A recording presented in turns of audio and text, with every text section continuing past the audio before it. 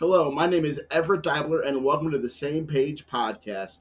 And as always, I'm joined by my co host, Susan Barlow. And the Same Page podcast is brought to you by the Ray Center, which is a technical assistance center that is focused on supporting youth and their families through the transition process.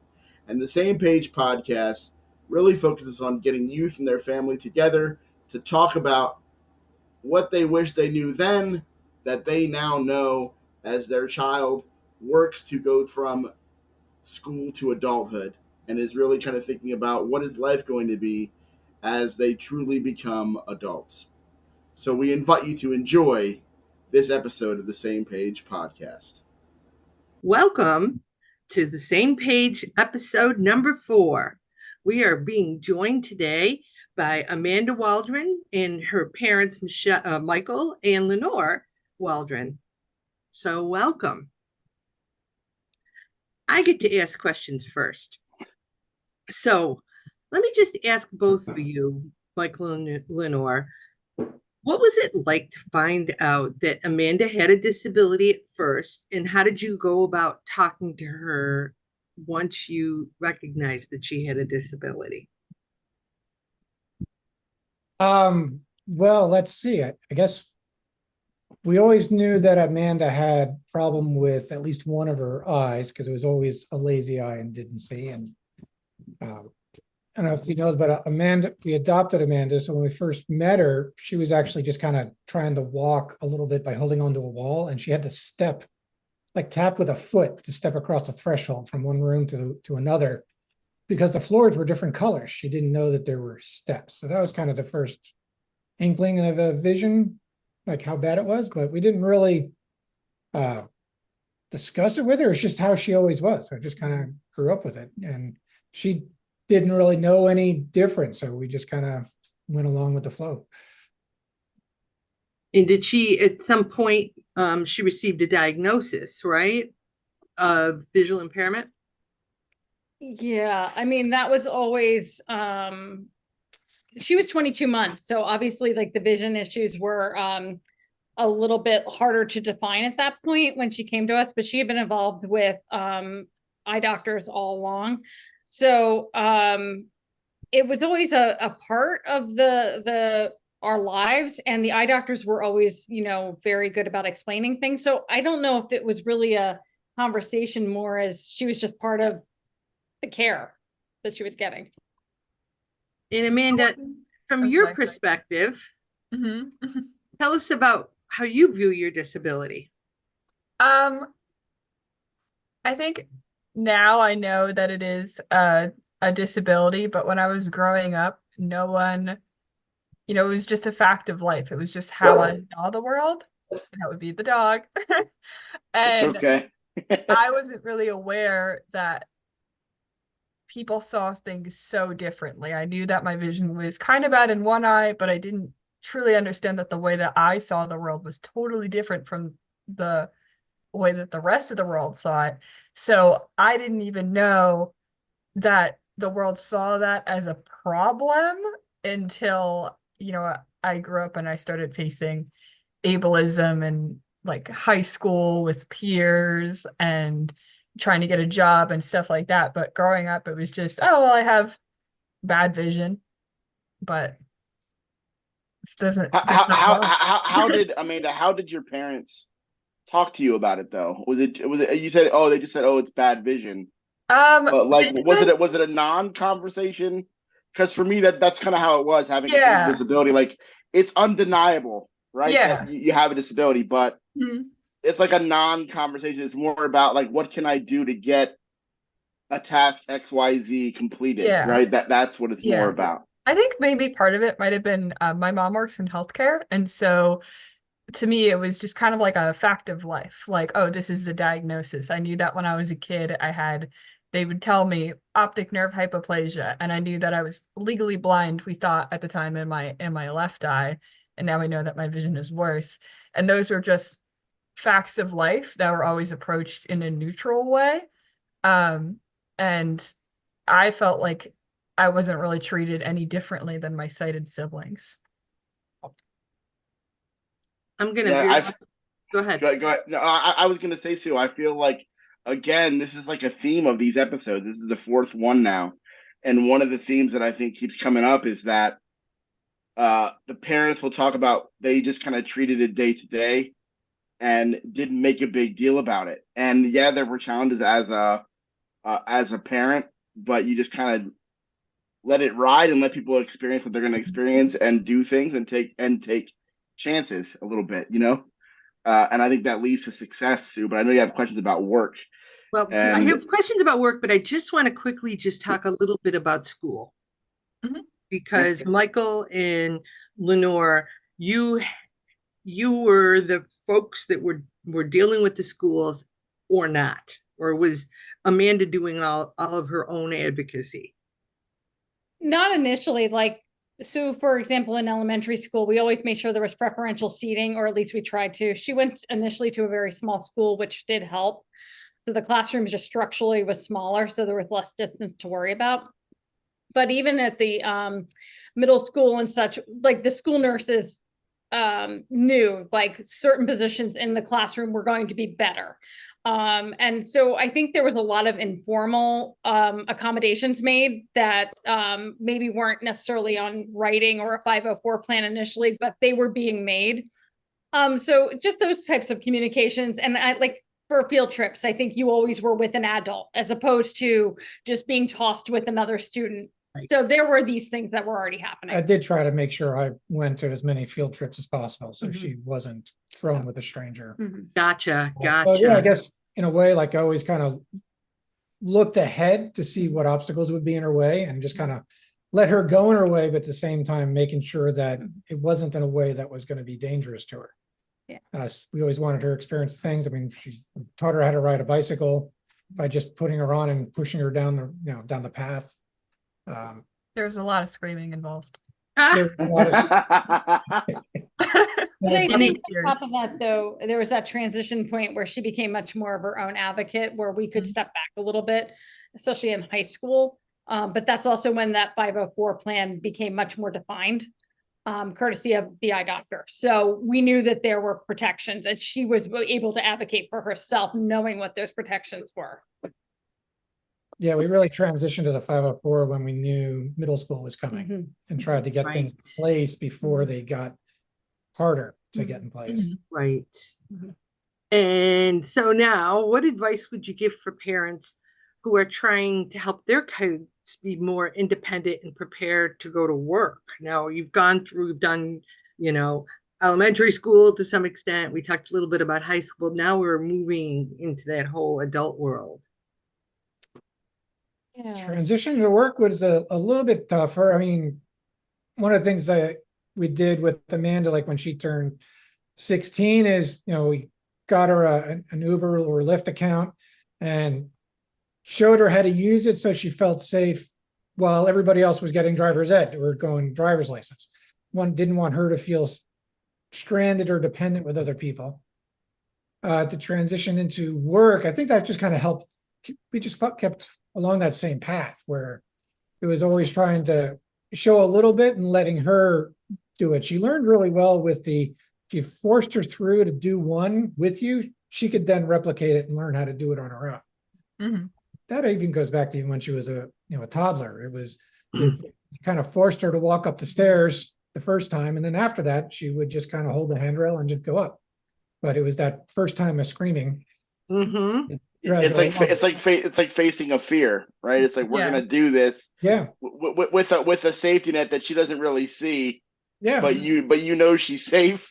But the fear that she has is real, but that's okay in the space that she's in. She got into community college, and we navigated. Okay, here's how you take the public bus to get up there. One times when I couldn't, so I think I rode with her probably one time, and then after that, she did it on her own regularly. I think the key, though, is, at least for us and my perspective, is using those learning experiences to build independence and a skill set that then allows people to go out on their own. Like once you kind of, she got that badge of like, I can do this. Okay, so great. I mastered public transportation. Well, that's a life skill that's, even though it's within a more protected environment, it's still going to be fine. It's going to translate on that. Yes. And we showed her Exactly. how to microwave food and stuff to cook or at an early age. Mhm. Always did her own laundry, even as a toddler. It was more because I got tired of sorting it. Yeah. So I guess what I'm hearing Oh. really loud and clear is that you didn't hold back on, I don't want to say pushing her, but you facilitated her to feel confident as she became more independent. So she became more independent because she was.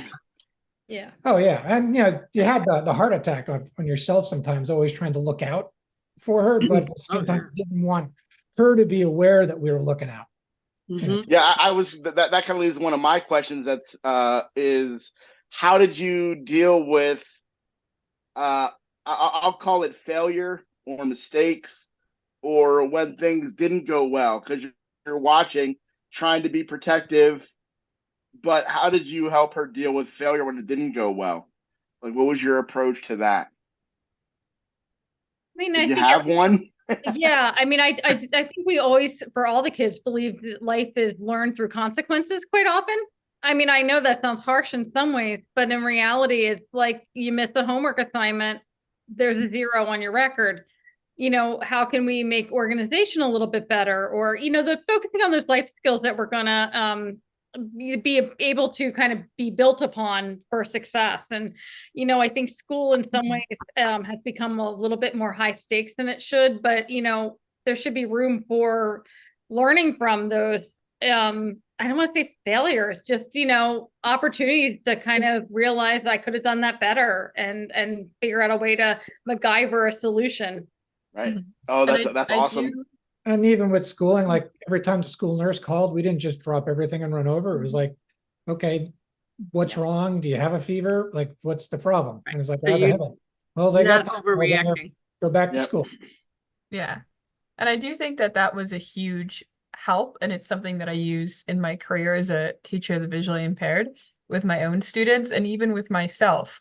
I found out later in life at the age of, I think, 20 or 21 that I had a different diagnosis of visual impairment, cortical visual impairment, which causes issues with your brain does not process what your eyes are seeing. Um, Meaning that, for example, if I have a desk and it's very cluttered, because I tend to be a very cluttered person, and I know that I can't see something if I put it down. So let's say I have my phone. If I put it down on a cluttered desk, I know that I'm not going to be able to find it. So I kind of have to use those skills that my parents taught me and go, okay, I know that my space needs to be somewhat clean or that I need to know where things are because I know myself and I know my vision and I know that if I put this down in a cluttered environment, it will disappear into It's not gonna end well. So Yeah. Amanda, I know we have had many conversations, and I'm so glad that we get to do this and maybe put some of those conversations like out into the public space. So the Mhm. first question I have for you is like, when you were younger, what did you think your career and life would be like when you were younger? When I was younger, I thought that my career was going to be that of the path that everyone else that I was surrounded by kind of takes. So we did those career tests and it was like, you're going to be a therapist, you're going to be an equestrian, you're going to be a vet. And then no one told me like, hey, you can't really perform surgery on animals if you can't see. It's Right. just kind of like, okay, sure, we'll let you figure it out. Um, and I kind of learned naturally by people just telling me that I explained things well, that education would be a good career. And through that, I found a program completely by accident for a teacher of the visually impaired. But with my career, I felt like I didn't I didn't know that people didn't think that I was going to like work, that people thought that I wouldn't get a job because my parents had that safety net of Social Security, but they had it kind of silently behind me, like you're trying to catch something with a butterfly net. Right. Whereas it was there, but I was not aware that there was that safety net, and they always pushed me towards a traditional college track. Yeah. And I guess you said you found your job by accident. Hmm. And that kind of rings to me because I know your story around advocacy and like a little bit of your Yeah. journey from like Hmm. high school, well, I guess elementary school to high school to then being in Hmm. college where I met you as a learning specialist. Like, Hmm. so tell me what that journey's been like and kind of finding things by accident, Um, almost through advocacy, right? And yeah. opportunities. Honestly, things have in my life, I'm really lucky that things have kind of accidentally fallen into my lap in a way. Obviously, I've worked for them, but I've been able to stumble into very great opportunities. Oh, I wow.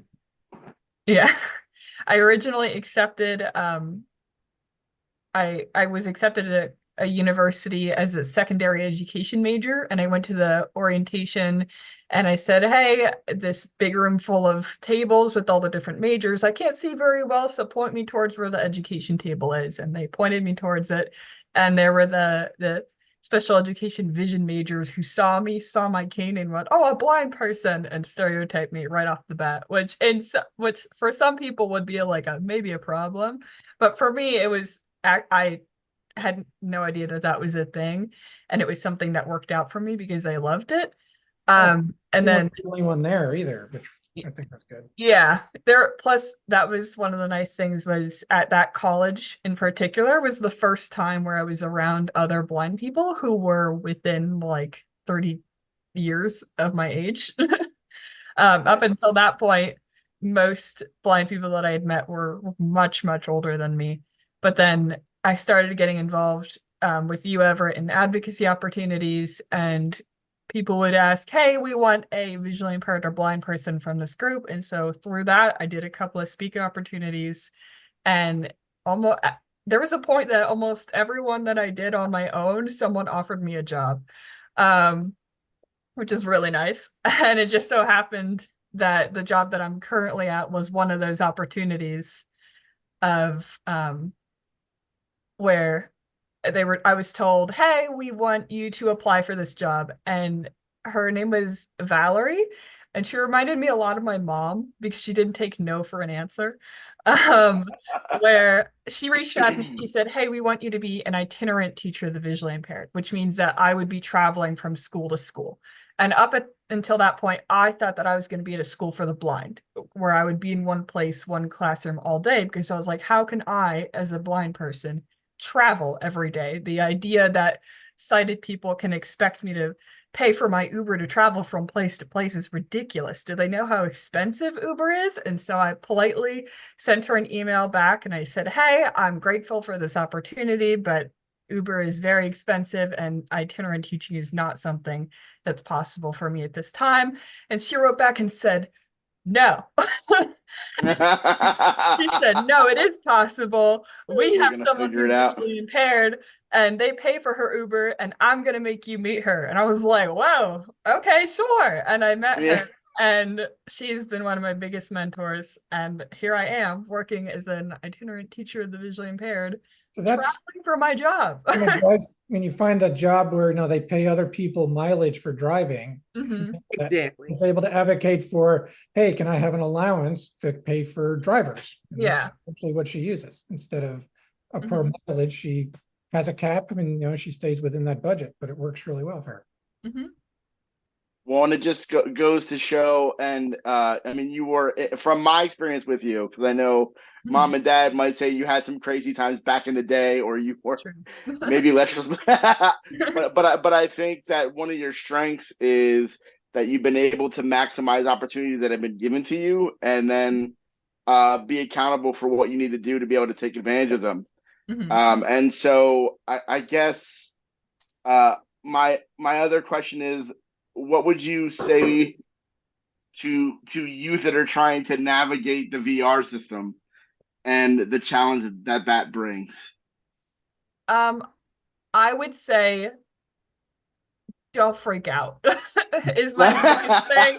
Um, I first of all get to know your VR system. That is such a big thing. Everett knows that I, once again, one of those opportunities, literally accidentally stumbled across VR. No one told me about VR until I stumbled across it at a transition event, and they're like, "Oh, you're getting grant money, right?" And I was like, "No, do tell." And they were like, "Oh yeah, we could pay you thousands of dollars a semester." And I was like, "Oh, I didn't know about that."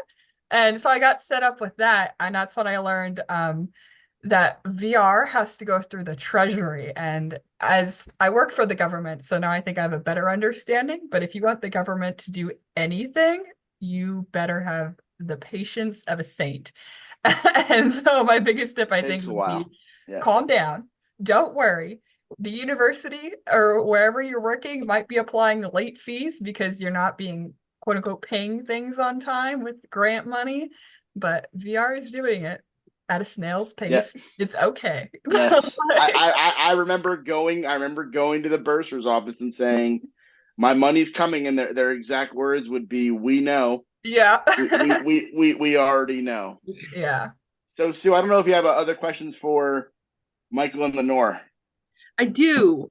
Well, one of the questions I have is so far, and you guys are maybe this is all you. There didn't seem to be as many challenges, and some of that I think might be the way your perspective of parenting, that you kind of go with the flow. But there some challenges along the way, in how did you address them, and if you, especially if you could be talking to other families, well, in terms of how that all came down. I think that sometimes we forget to just trust kids to tell you what they need. I remember the question about the adaptive gym, and talking with, hey, how hard do you want me to fight this? So yeah, there are challenges, but I think it's also how your child's experiencing them. Like, they can't be just through your lens, they have to be through the child's experiences too. And Amanda was pretty good about telling us, like, no, this is a battle, Right. to kind of put it in perspective. And this is at the risk of sounding meandering a little bit, but she was in a dance class, and one of the moves they did was to throw a basketball up in the air and drop it and catch it. And she did it. Like, she felt comfortable doing that and practicing that. So, like, if I had stepped in and said something, she wouldn't have had that experience of being part of that dance team doing the same thing. You know what I mean? So trust your kid. Yeah. And when you that's have a great piece of advice. Yeah, you advocate. Yeah. That's a bigger piece of advice than you realize. And I'll say that, Sue, I think in the pilot episode that we did with my mom, she said the same thing, but it took her like 8 years to figure out, how about I just ask him what he wants? And then that drives what you do. Yeah. Right. So then it allows you to calm down a little bit, because you know what battles she wants to fight, and then you can help her figure that out then. And Yeah.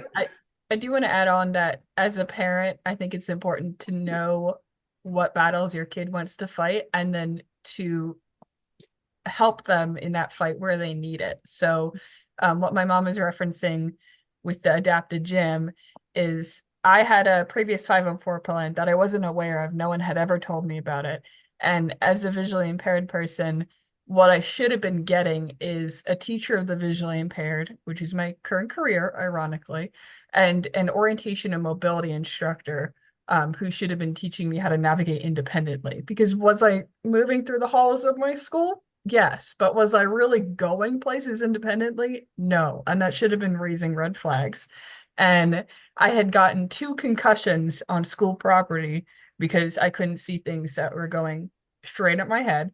And so my mom told me to sign up for adapted gym, which I did. I checked that when they sent home the preferred classes. And I had not known that this was previously kind of written into my 504 plan, but no one had made me aware of this. And my guidance counselor told me to my face, direct quote, that I was not disabled enough for adapted gym, because I would have been the only kid in the adapted gym that only had a physical disability rather than a physical disability along with an intellectual disability. And I wasn't a very good advocate at the time. So I took that back to my mom, and I was like, well, she told me no. And I always say my Dr. Hare came out. My mom never changed her last name, and she has a doctoral degree. So she called, and she pulled that Dr. Hare voice out and was like, oh no, you're putting my kid in adapted gym. And if you have a 14-year-old, and I say this as someone who has a disability, but who is also working in the special education system, no one is truly listening to the kid. I've had to have so many conversations with other specialists in the field of being like, that kid says he can do it, so he can do it. You don't get to say that he can't just because you have a degree that makes you think that, because you're not. Because you're afraid. Yeah, because you're afraid. There is I recently had to fight a fight for not one of my students, but a different student in the district I work with, where they moved his entire class to the basement because they were afraid that this kid who was visually impaired could not do stairs, even though he had an orientation and mobility instructor working with him all year to get him to do stairs. And his thing that he would tell everyone who met him was, I'm so excited for third grade because I get to do stairs.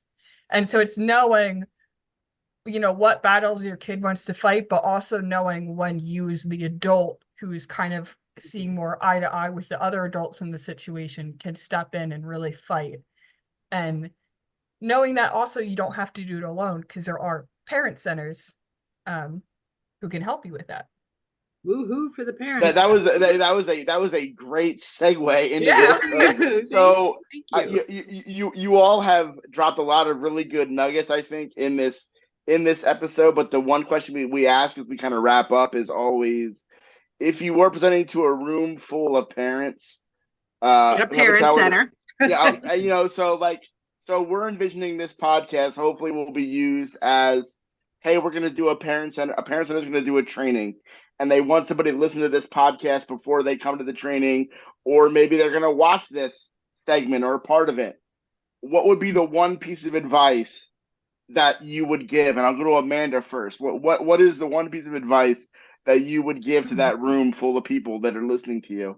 And remember something. Hold on. Remember something.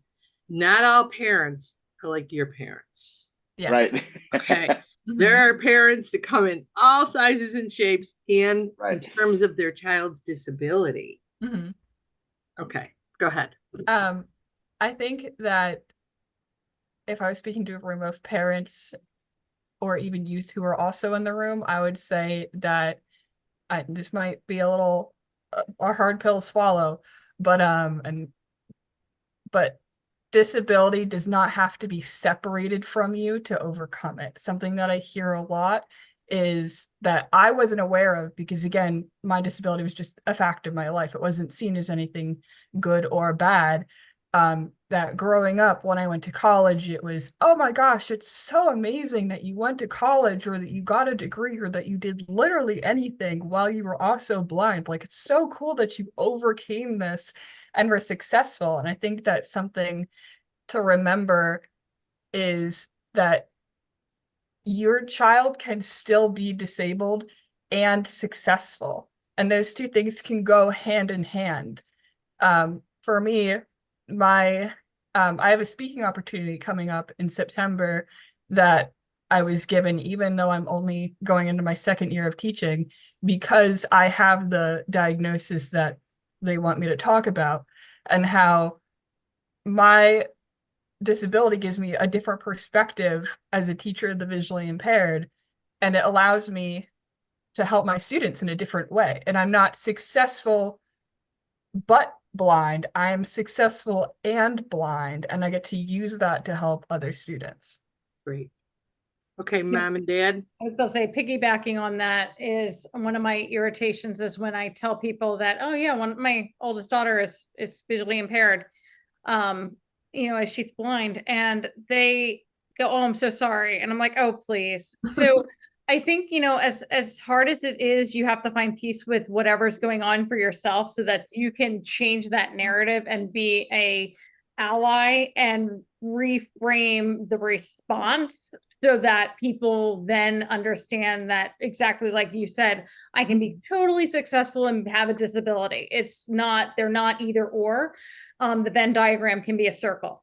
And so if you don't have that in yourself, you've got to practice that acceptance, so that you can then move forward and advocate. Because if you're coming from a place of weakness and not acceptance or denial, you're never going to move forward and help that child get to where you think they should be or hope they will be.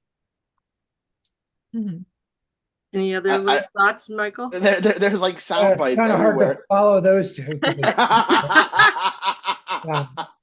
I guess some of the things looking back, I think would have liked to have done sooner is maybe reach out to find more resources for Amanda earlier on. Like we didn't know OVR really existed. No one mentioned it. We didn't even think to ask. Same thing with going through the school system. We didn't ask for, they gave us the bare minimum of what we asked for at the beginning. No one ever said, hey, maybe it's time to transition from a 504 to an IEP. They just kind of kept recycling the same thing over and over again. And we didn't really know to ask for more help. And Amanda didn't even get a cane until she was in high school and started getting instruction on how to go through a crosswalk. It just didn't occur to us. So I think if we had done some of that sooner, maybe that would have helped her better. But it's kind of a double-edged sword because without it, she was able to just learn how to push herself through. So Exactly. it's kind of both, but yeah, when she was a child, we just kind of treated her like any other child and pushed her in to do things while keeping your arms outstretched, trying to make sure she didn't hit the ground. Not afraid of her getting a cut. Excellent. Well, if people don't have any other things, any more comments? I do Go want to for it. add, just because you mentioned that, we're thinking about a room full of parents who come in all shapes and sizes. When I talk about my success, I'm talking about my success as a college graduate who went into the career of education. But I feel like I have to say, as a teacher of the visually impaired who works in the field of special education, that what I say about you can be disabled and successful does not have to mean a college track. It can be a trade school. It can be a different kind of job. It can be whatever you want it to mean. Whatever is your path to success is still success. Success is independence, and whatever helps promote your independence to its fullest extent is being successful. Great. Everett, anything else? Navigate the government system. I would just say thank you all for your time and energy to this.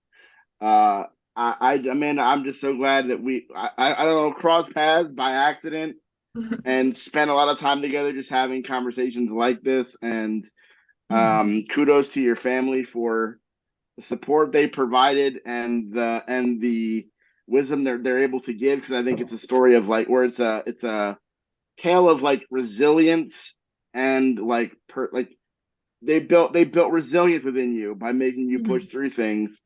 But now you have the support because you're a hardcore advocate, right? So like, I mean, so, and now that can translate to what your job is. But what you just said is so important. There's so many paths to success that people can take and people have to be aware of. So thanks for your time. And I can't wait for people to hear this episode. Yeah, and stay tuned for more Same Page episodes. Yeah, we're not done yet. So have a good one, everybody. Thank you.